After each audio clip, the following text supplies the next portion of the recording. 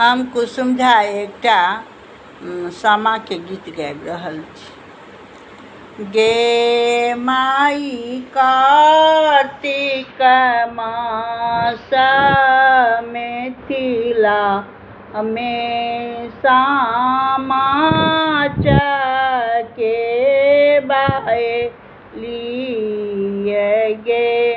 माई कार्तिक मास मिथिला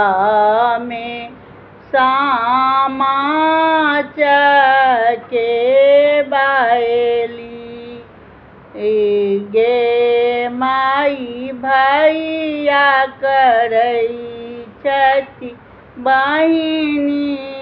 सबके इंतजार गे माई भैया करै छथि बहिनी सबके इंतजार गे माई कहिया मोरा फाड़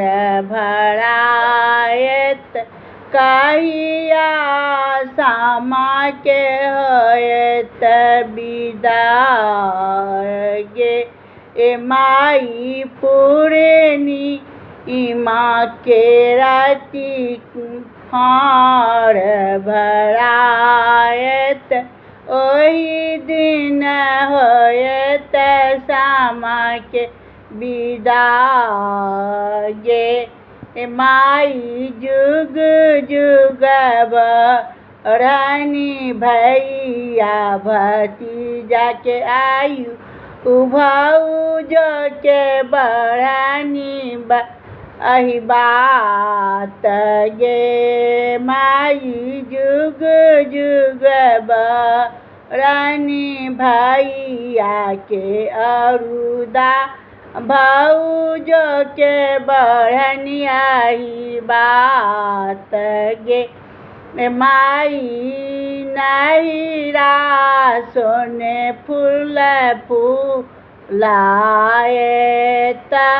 ससुरार है आबाद गे माई मिथिला में सामा चके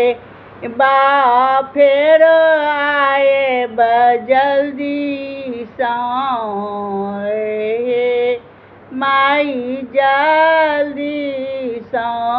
आए।